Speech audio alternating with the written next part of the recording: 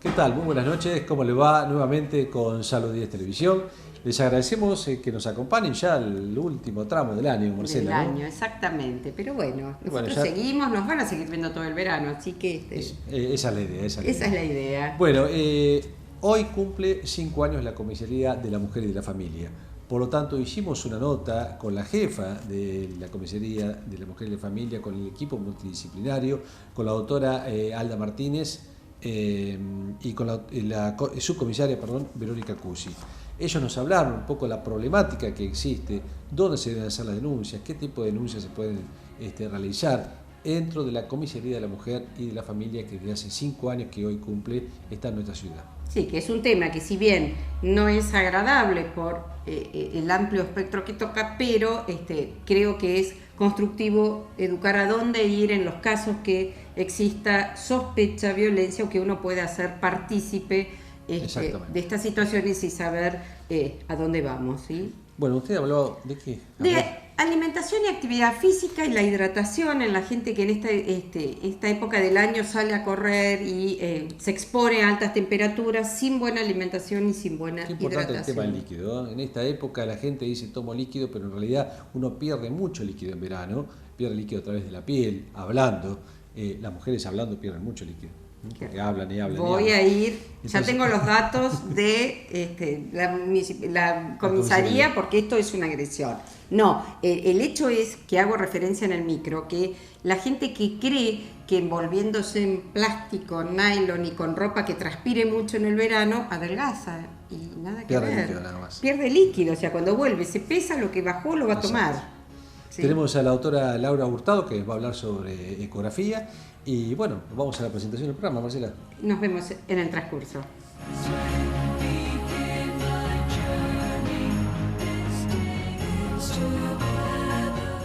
Hoy vamos a tocar un tema que es muy interesante, que es violencia familiar fundamentalmente, y hemos invitado a dos personas que son integrantes del equipo de la Comisaría de la Mujer y de la Familia, que es la doctora Alda Martínez, que te agradecemos mucho que estés con nosotros, y la subcomisario Verónica Cusi, que ya somos muy conocidos con Verónica.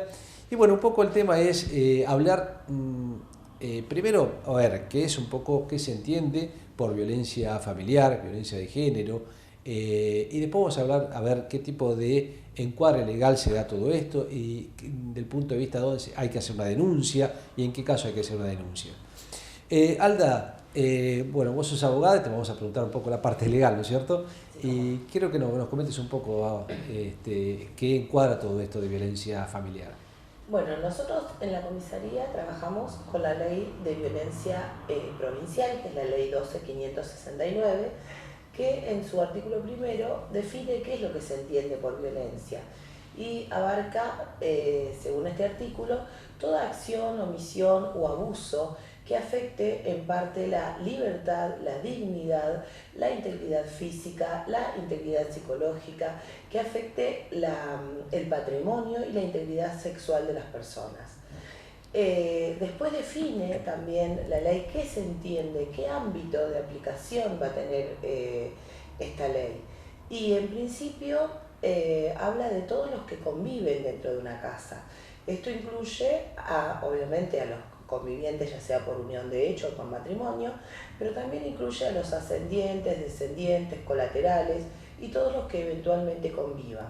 Asimismo, la ley aclara, por si hay alguna duda con relación al ámbito de aplicación, que también incluye a exparejas que por algún motivo siguen generando este tipo de violencia. Sí, de violencia, también. Cuando hablas, dijiste ahí también un poco la parte sexual y creo que hoy vemos muchos casos de abusos y a veces abusos sobre todo hacia infantes, ¿no es cierto? Sí. Bueno, esos estarían integrados dentro de todo lo que es el equipo de ustedes en la Comisaría de la Mujer y la Familia, sí, ¿verdad? todos los tipos de abuso se tratan en la Comisaría de la Mujer y la Familia. Y cuando hablamos como dijiste recién, cuando se trata de niños, acá es importante aclarar que en estos casos hay siempre una obligación por parte de todos los organismos intervinientes que tomen conocimiento. La ley también manifiesta que, no lo dice específicamente con relación al abuso, pero abarca toda situación de violencia de este tipo que nombramos antes, de estos tipos que nombramos antes. Cuando se trata de niños, están obligados a denunciar todos los funcionarios de salud, de la justicia, educativos, todos los que tomen conocimiento. Y uno como ciudadano, También. de ver o de escuchar o de no ante la sola sospecha se debe denunciar, tratándose de niños. Ajá. Ante la sola sospecha se debe denunciar. Pues es que hay algo que a veces uno lo escucha en la calle y bueno, a esta mujer le pegó el marido, hace la denuncia y después vuelve con el marido y al poco tiempo esto está reincidiendo en el mismo caso. Y esto es bastante frecuente. Entonces es algo que por ahí justo nos falta un poco también la psicóloga que nos ayudaría un poco en todo esto, pero realmente es bastante frecuente. La gente dice, mal dicho, bueno, que se jorobe si vuelve otra vez con la pareja y le vuelven a pegar, ¿no es cierto? Nosotros estamos constantemente capacitándonos en estas cuestiones y hay algo que por ahí es muy conocido, más que nada por los que trabajamos en la temática, que se habla siempre del ciclo de la violencia. Generalmente la violencia se la grafica como cíclica. Hay un periodo... A eso quería llegar, a la parte del ciclo. Hay un periodo donde se considera de acumulación de tensión, donde se van generando estas situaciones que generalmente se van naturalizando. Uno no registra muchas veces que hay una situación de violencia, porque son tantas las que se generan, claro, que eventualmente no se alcanzan a registrar todas. Pero esa acumulación de tensión en algún momento tiene un estallido. Ese estallido, según cada caso en particular, puede consistir en muchas veces casos gravísimos. Sí. Y eventualmente después suele haber un periodo que se denomina como de luna de miel, donde el presunto, el agresor promete que va a mejorar, que va a cambiar, y generalmente la víctima cree esta situación. Por eso nosotros cuando nos llegan estas inquietudes de que generalmente las personas tienden a volver con el agresor, estamos acostumbrados y les decimos que no bajen los brazos, más que nada el círculo que nos rodea, porque es cuando la víctima más necesita el apoyo, porque es habitual, es como que sería lo esperable que vuelva. Exacto. Dentro de una situación que no es todavía tratada. Sí. Cuando la persona todavía no recurrió por ejemplo, a denunciar, cuando todavía no es tratada por un profesional psicólogo, cuando todavía no ha salido a buscar ayuda más que la que generan los familiares, las amistades más cercanas, que son quienes lamentablemente primero se acobardan de estas situaciones, porque dice, al final uno invierte tiempo, llega a la confrontación, les presta el apoyo, todo, y después queda uno mal. A veces dicen, porque capaz que... Bueno, ahí es donde nosotros les sugerimos que traten de apoyar más que nunca, porque si bien en este momento no ha sido la situación esperada o deseada de salir de la situación de violencia, si aparte le negamos el apoyo, la estamos dejando más sola a la víctima, y después no va a tener a quién recurrir. Y esa situación tenemos que aprender a tolerarlas, hasta tanto... es esperable que pase. Es esperable que pase. Es esperable. Verónica, muchas veces debe haber recibido denuncias de personas terceras que denuncian sobre alguien que está siendo maltratado pero que no se anima a denunciar. Esto es habitual. Sí, también tenemos ese tipo de denuncias y tenemos no sé si es un problema, pero bueno, tenemos algo que es que cuando son mayores, cuando hablábamos de menores por ahí y ancianos, personas de tercera edad o discapacitados, sí, se da intervención, pero cuando son mayores de edad, que deciden lo que quieren, en el caso por ejemplo de las lesiones, sí o sí se necesita, o por lo menos en su gran mayoría, la declaración de la persona o sea, enlistar la acción penal o no, por ejemplo, cuando trata de lesiones. Y que generalmente cuando viene un tercero es porque la persona no está en condiciones de denunciar. Entonces, o por ahí porque lo acepta, o porque sí, o porque creyó eso de, Sí, no se de que anima. va a cambiar, no se anima, tiene miedo también. Entonces, Seguramente. está eso, que sí se recepciona una denuncia igual, pero bueno, después depende también un poco de la persona, ¿no? De lo que la persona desee. Y hay algo también que se ve cuando hay violencia sobre los chicos por un padrastro o por una madrastra, digamos, y la denuncia la hace el verdadero padre o madre que está siendo, su hijo está siendo, digamos, en ese caso motivo de algún tipo de agresión.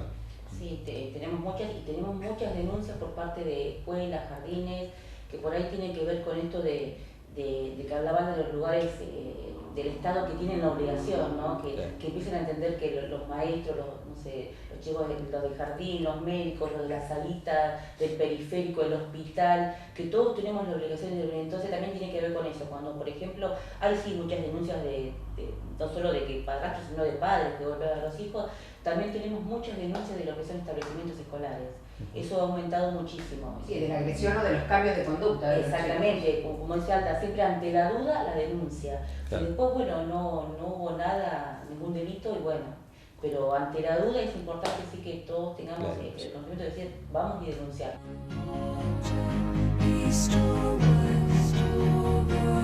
Es un tema tan, de pronto hoy tan tratado en todos los medios, que también siempre nos queda hacer la denuncia y después el padre o el agresor vuelve y te quedás, o sea, hay de pronto también un gran rollo frente a si lo hago o no lo hago, si me meto, después tengo el conflicto. Hay una manera de poder contener a que va a hacer la denuncia, sea dentro del grupo familiar o de afuera. O sea, ¿dónde vamos? Nosotros vamos a hacer la denuncia de algo que nos enteramos.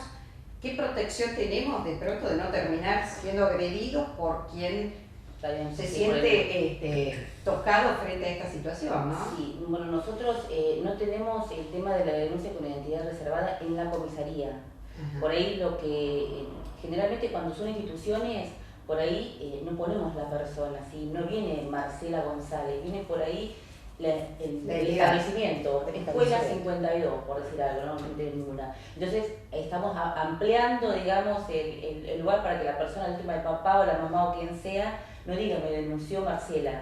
Y por ahí, entonces tratamos de buscar eso, ¿sí?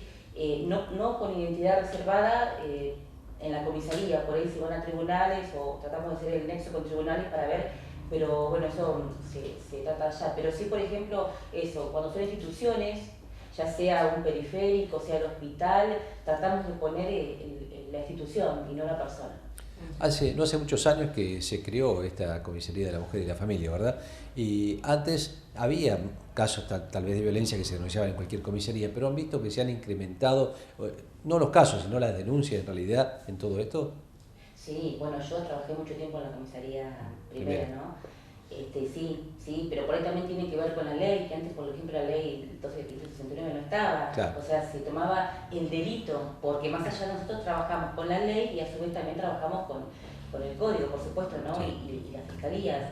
Entonces, todo lo que eran los delitos, por ahí, no sé, tenían otra mirada. No sé bien, ¿no? Pero, Exacto, sí. Bueno, y hace 5 años, vamos a cumplir 5 años, ahora el lunes cumplimos 5 años en la comisaría por los 5 años, así que sí, hemos notado un cambio impresionante y la gente que viene, y como decía, la gente que vuelve, la gente que lamentablemente no tiene otra vez problemas y vuelve, y por lo menos vuelve, y porque uno trata de hacerles entender que tienen que volver, que nadie los va a juzgar si vuelven con la persona, o sea, yo creo que cada cual es dueño de su vida.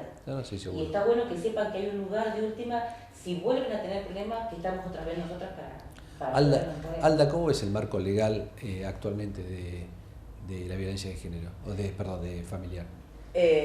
Bueno, contamos con la ley nacional, que es la ley 26485, que habla de esa es la violencia hacia la mujer, de carácter nacional.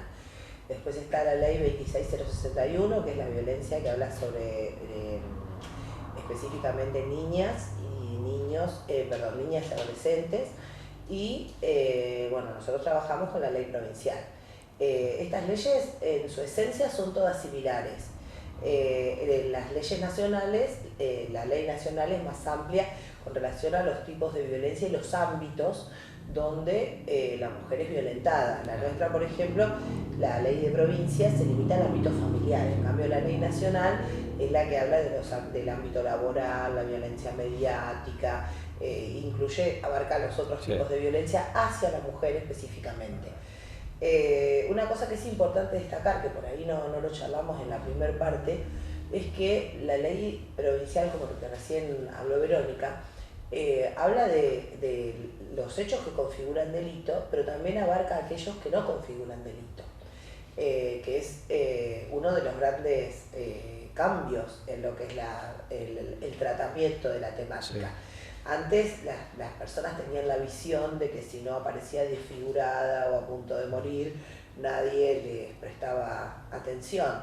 Y ahora, por ejemplo, se denuncian situaciones tales como las amenazas, que son delitos también de acción pública, pero también se denuncian situaciones que no configuran delito, como por ejemplo el hostigamiento, llamar por teléfono, la persecución que sea verbal, bastante verbal, la agresión verbal, la agresión de tipo psicológica, esto que hablábamos de la violencia matrimonial, que por ahí es difícil de ver, pero que a veces consiste en cosas tan cotidianas como que las mujeres no manejen su tarjeta de cobro o no tengan noción del dinero que se gana dentro de la casa y que tengan que depender para hacer la comida o para todos del dinero que eventualmente un miembro de la familia decide dejar. Esta gran publicidad de casos conocidos actúa en forma negativa, no hay imitación. Cuando, por ejemplo, se han dado casos de repitencia, es decir, o queman a una mujer y después se suceden dos o tres casos de la misma situación, o sea, esto de que sea público por los medios, por ahí a nivel nacional, no lo digo a nivel local, pero que sea público, favorece al ámbito, a veces esto del protagonismo, ¿no? Juega un doble mensaje, es bueno que se sepa públicamente. No estaría en condiciones de contestártelo a nivel general. Particularmente creo que en los casos de las personas adultas tiene la repercusión es un acto, particularmente lo pienso porque sé que hay muchos que opinan distinto, pero particularmente creo que es un derecho que las mujeres publiquen sus situaciones y ellas lo ejercen porque en su momento es algo que seguramente necesitan. Yo, y también particularmente, no estoy de acuerdo con que se publiquen las cosas de niños.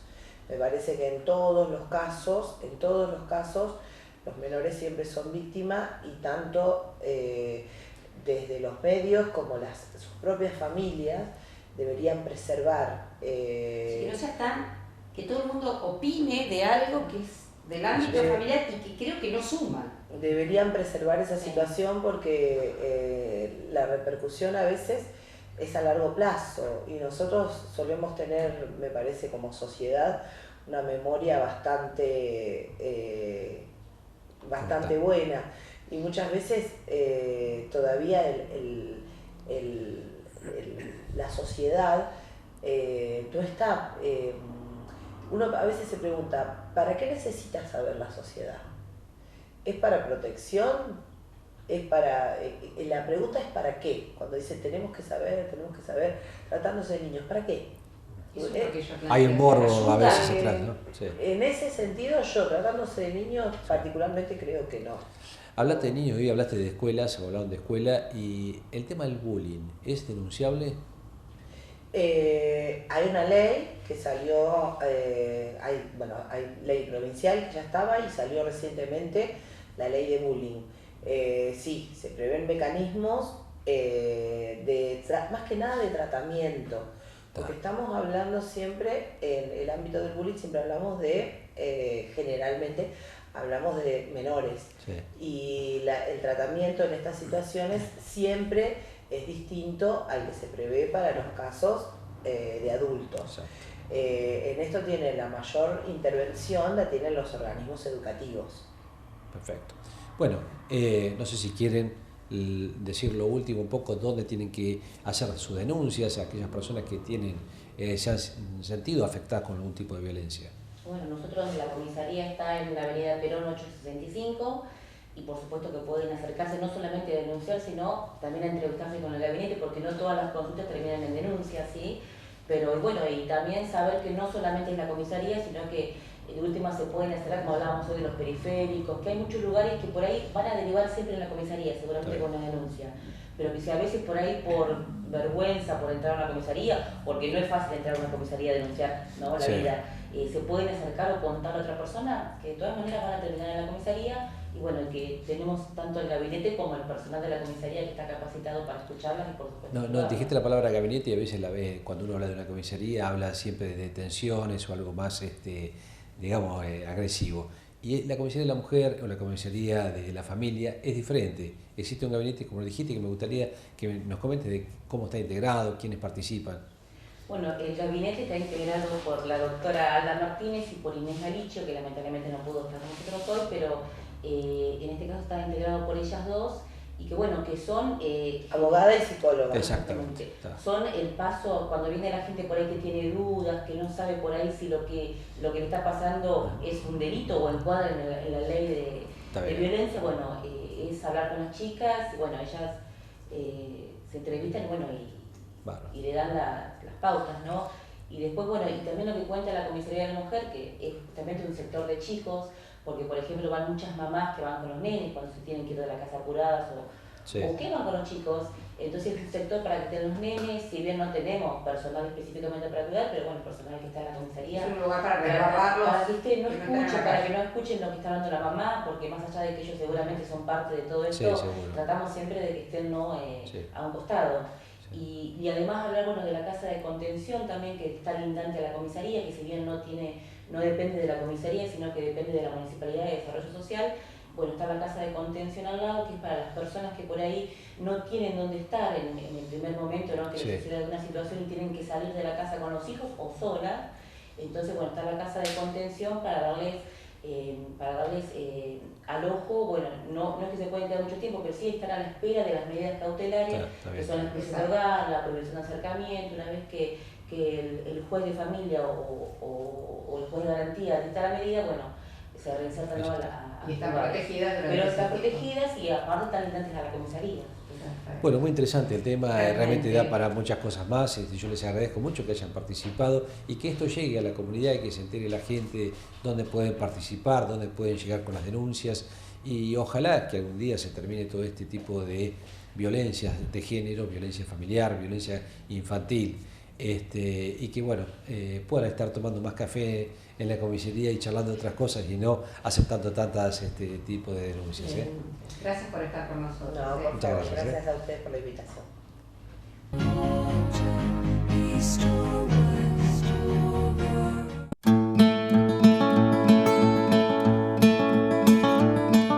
Bien, como lo anunciamos, el tema de hoy en mi micro va a ser la alimentación y la actividad física.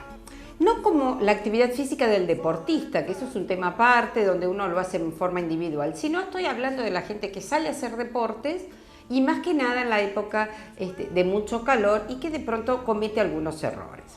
Fundamental es tener en cuenta la hidratación, antes, durante y posterior a cualquier actividad. Llamemos caminata, carrera, más que nada cuando lo hacemos a temperaturas muy elevadas y en horarios en donde el sol puede jugarnos una peligrosa jugada. Obviamente, protectores, un sombrero, una gorra, ropa clara, pero más que nada estar bien hidratados. Mucha gente cree que cuando sale a hacer actividad física en verano va a perder más peso envolviéndose en bolsas, en film o con fajas, transpirando mucho y creyendo que eso es una forma de bajar de peso. Y es el error más grande porque uno no pierde peso, lo que pierde es líquido. Y si uno hace como uno habitualmente lo puede hacer en deportistas, en donde el peso que se considera previo a la actividad física y posterior a la actividad física, esa diferencia que hay en kilos es el líquido que ha perdido. A veces en jugadores de fútbol o en tenistas estamos hablando de 2 a 3 kilos y no es que perdieron masa, grasa a través de esta actividad física transpirando, sino lo que perdieron es prácticamente líquidos. ¿Qué líquidos consumir? Líquidos claros o cualquiera de las aguas saborizadas o los específicos para actividad física. Pero tener mucho cuidado con las bebidas que son específicamente para deportistas, porque a veces son muy ricas en sodio y los hipertensos deben tener esta consideración. Si no, se puede preparar un jugo de naranja con el agregado de un poquito de bicarbonato y con un agua mineral. Perfectamente estamos incorporando hidratos de carbono, potasio, sodio y más que nada el volumen líquido. No se adelgaza porque se salga a correr y a transpirar, ¿sí? El tiempo, el aporte calórico durante el tiempo que yo estoy realizando la actividad física va a ser una suma de calorías, pero lo que pierdo por transpirar no va a ser pérdida de peso como tal. Es más, se adelgaza más, si uno quiere llegar a hacerlo de esta forma más clara, corriendo en invierno. Porque metabólicamente nuestro organismo requiere mayor gasto de energía por mantener la temperatura ambiental. O sea, cuando respiramos y las temperaturas son muy bajas, para poder mantener la temperatura corporal de 36,7, 36,8, hace que tenga mi metabolismo basal vaya a aumentar. Entonces voy a adelgazar más en invierno que en verano, de eso seguro. En verano lo que hago es pierdo el líquido. Por supuesto que además debo tener en cuenta que hidratos de carbono voy a consumir. Entonces, si la actividad física la hago a la mañana, tratar de que en la noche exista algún plato de pastas o de legumbres que me dé un aporte de hidratos de carbono para hacer mi reserva de glucosa que se va a hacer en el hígado y en el músculo a través de glucógeno.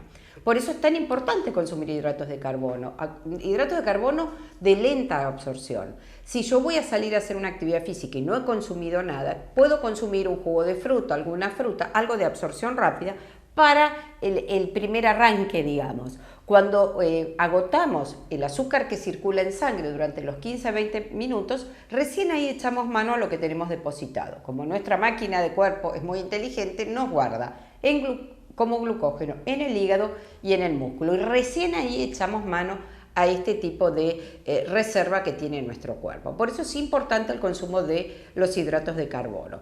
Por el otro lado, el no salir a correr en ayunas y cuando es lo primero de la mañana, porque recordemos que durante la noche también estamos vivos, entonces estamos consumiendo las reservas de nuestro cuerpo. Entonces, muchas veces la actividad física desmedida como primera actividad sin haber desayunado hace que el agotamiento llegue más próximo, las cefaleas, el cansancio, la recuperación es mucho más lenta y por el otro lado lo que estamos haciendo a veces es correr el riesgo de lesionarnos porque no estamos con una buena preparación. Además, desde la actividad física, que esto ya no es mi tema, pero sí la elongación, el volver a mantener el cuerpo en una estabilidad mucho más tranquila.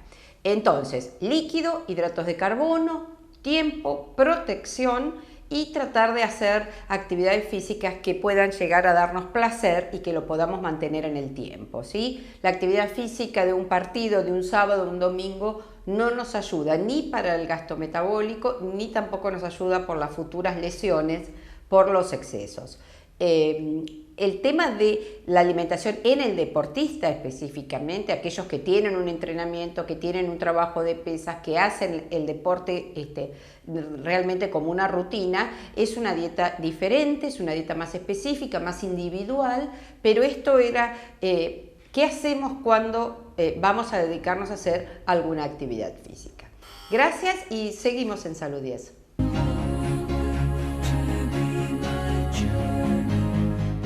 Bueno, como dijimos al inicio del programa, hoy estamos con la doctora Laura Hurtado, que es ecografista, y vamos a hablar de un tema. Laura, gracias por estar con nosotros, porque te hemos invitado también en los primeros programas de Salud 10, y sabemos que siempre estás muy dispuesta a todos los temas que te relacionan a tu especialidad.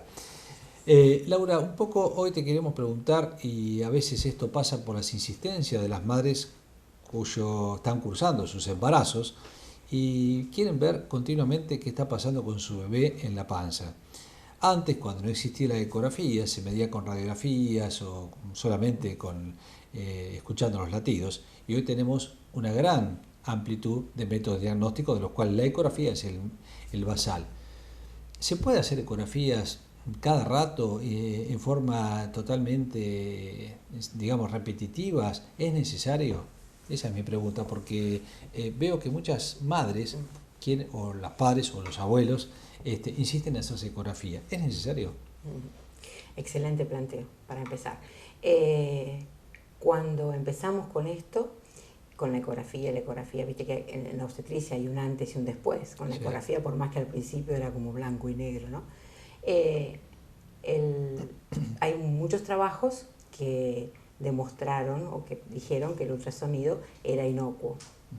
En realidad, las cosas han cambiado, no porque haya algo que demuestre que el ultrasonido puede ser nocivo, Exacto. sino porque nosotros sabemos que el ultrasonido produce efectos de calentamiento y de cavitación.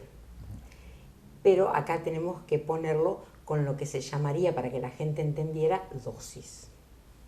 O sea, si el tiempo de exposición no es muy prolongado y la intensidad del ultrasonido no es demasiada, digamos que hay más beneficio que el efecto nocivo que pueda producir.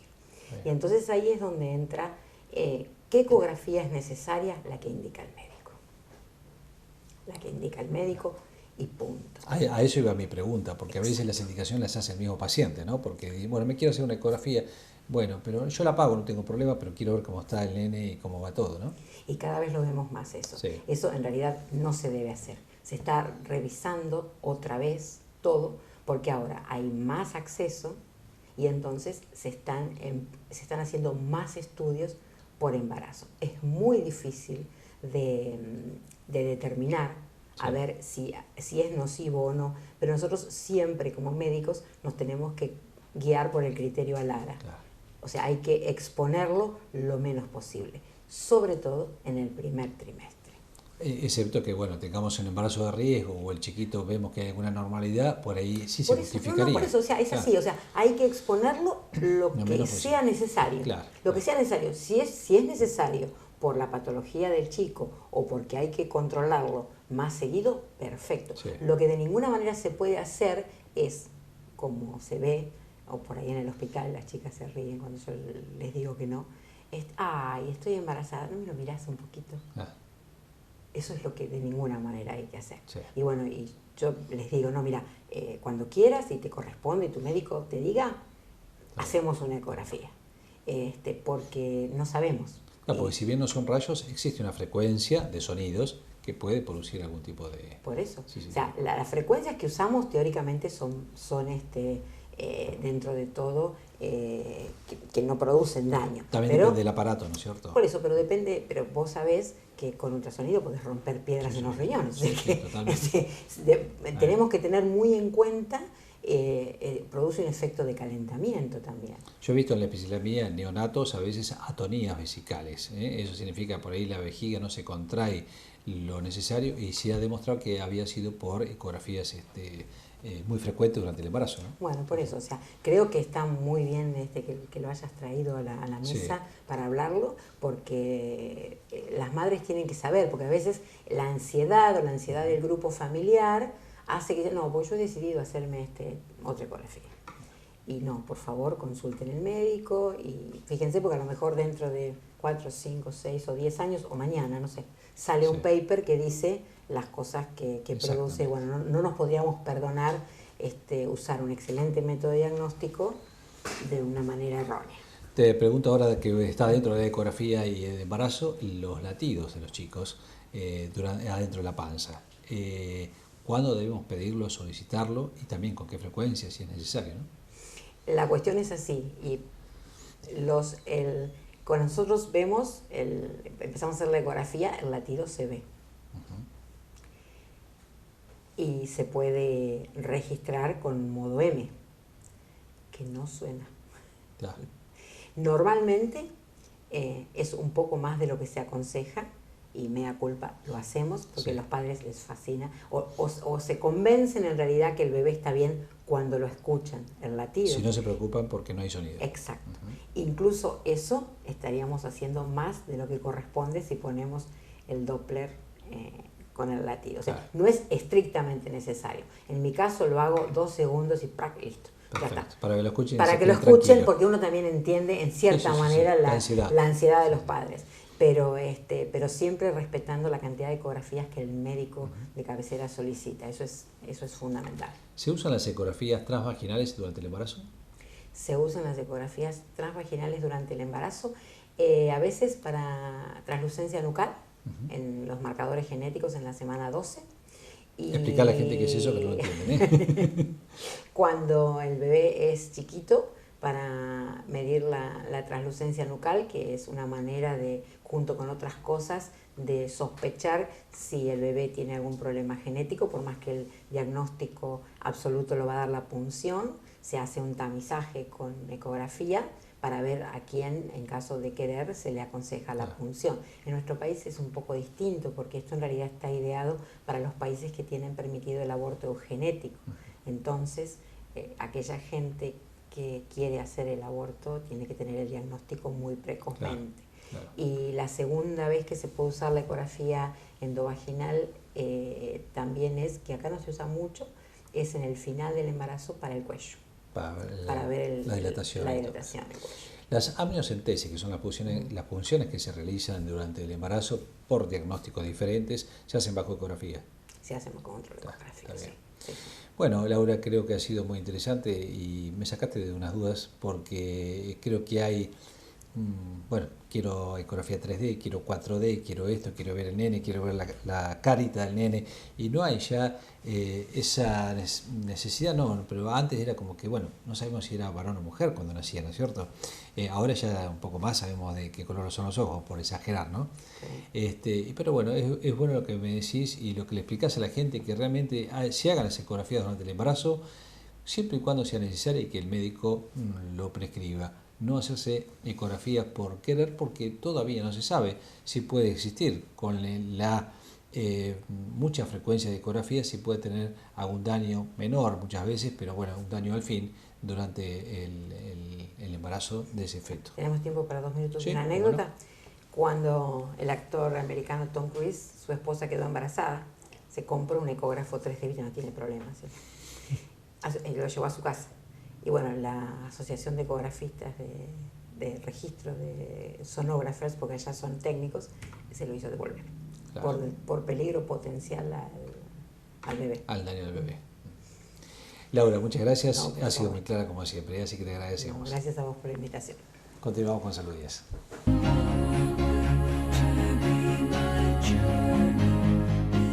Bueno, llegamos al fin de Salud 10 Televisión. Muchísimas gracias por acompañarnos. Tuvimos temas muy interesantes. Hablamos con la gente de la Comisaría de la Mujer, con una doctora que está a cargo también del equipo multidisciplinario, con la subcomisario, que nos explicaron un poco cuáles son las pautas que hay que tener presente para hacer una denuncia y en dónde la debemos tener que realizar. Sí, las incumbencias de la ley que nos ampara, tanto nacionales y provinciales, que realmente es algo que debemos conocer. Y hoy cumplen 5 años, así que un saludo especial para ellas. Bien, hidratación y actividad física, preparándonos para el verano y Y nos Laura veremos. Hurtado sobre ecografía. Ecografías exactamente, así que creemos que fue un programa interesante. Nos veremos en 7 días, próximos, ya exactamente. estamos a fin de Gracias año. por acompañarnos y ya cerquita de la fiesta y seguramente va a haber algún temita de la comida de las fiestas, ¿no? Para el próximo programa es ¿qué comemos para Navidad y Año Nuevo? Gracias. Gracias. Easter